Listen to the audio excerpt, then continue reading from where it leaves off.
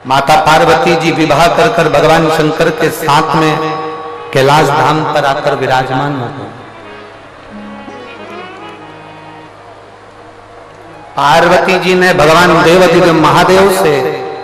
कई प्रश्न किए, कई प्रश्न, कोई प्रश्न में कमती नहीं रखी माता पार्वती। आप सभी के स्मरण में होगा कि माता पार्वती जी ने भगवान देवाधिदेव महादेव से जब अपने मन की बात का एक भाव प्रकट किया, संतान प्राप्ति के लिए एक सुख का अनुभव कराने का भाव किया, और एक बात अपने भीतर उतारिए, जैसे एक संतान हो जाती है, मान लो एक बच्चा हो गया, एक संतान हो गई, और एक संतान होने के बाद में दूसरी संतान हो ही नहीं रही, किसी को 10 साल हो गए, किसी को 8 साल हो गए, किसी को 5 साल हो गए, किसी को 6 साल हो गए, किसी को 9 साल हो गए, किसी को 12 साल हो गए, दूसरी संतान हो ही नहीं रही। आपने डॉक्टरों को भी दिखाया, इलाज भी करवाया, फिर भी संतान का सुख नहीं है। तो शिव महापुराण में बेलपत्र के वृक्ष का बड़ा सुंदर भाव का, जिसको संतान का सुख नहीं है उसको सफेद आंकड़े की जड़ का प्रयोग करना चाहिए, और जिसके घर में एक संतान हो चुकी है और दूसरी संतान नहीं हो रही है, 8 साल 10 साल 15 साल 20 साल 22 साल हो गए और दूसरी संतान का अगर सुख नहीं है, तो उसके लिए बेलपत्री के वृक्ष के नीचे का एक भाव बड़ा सुंदर कहा गया। किसी भी सोमवार से आप ये प्रयोग करना प्रारंभ कर सकते। 11 रुद्र होते हैं, 11 रुद्र होते हैं। एक सोमवार को बेलपत्री के वृक्ष के नीचे जाइए और बेलपत्र के वृक्ष के नीचे जाकर एक एक रुद्र का स्मरण करें। करना क्या है, बेलपत्री के वृक्ष के नीचे जब आप जाएं तो बेलपत्र के वृक्ष के नीचे की ही मिट्टी का एक कुंड, आप लोग क्या कह सकते हैं, यहाँ पर हम क्या बोलें उसको, जैसे मिट्टी का एक कटोरी बनाते हैं ना, क्या बोलते हैं उसको, कुंडी बना देते हैं मिट्टी की। बेलपत्री के वृक्ष के नीचे की ही मिट्टी, उसी मिट्टी का एक छोटा सा एक कुंडा बना लो उसको मिट्टी का। जितने लोग आस्था चैनल पर सुन रहे हैं, जितने लोग फेसबुक यूट्यूब पर श्रवण कर रहे हैं, बड़े ध्यान से सुनिएगा, सावधान। मिट्टी की कुंडी बनाई, उस कुंडी में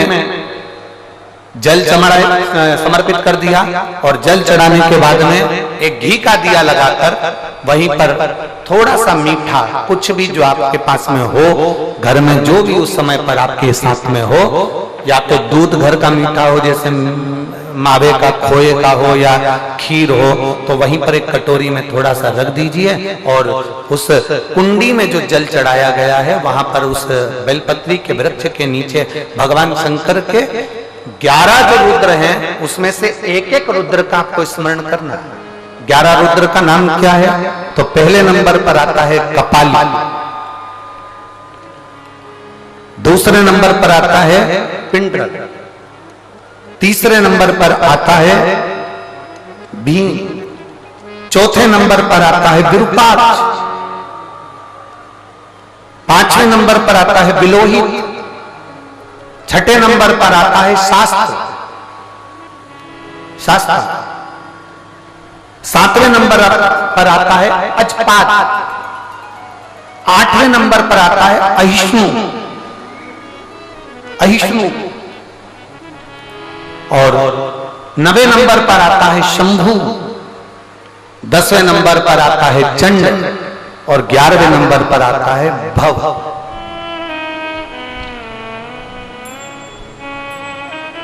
अगर अभी आप लोग नहीं लिख पाए हैं तो बाद में मोबाइल पर से कथा को पीछे खींचना,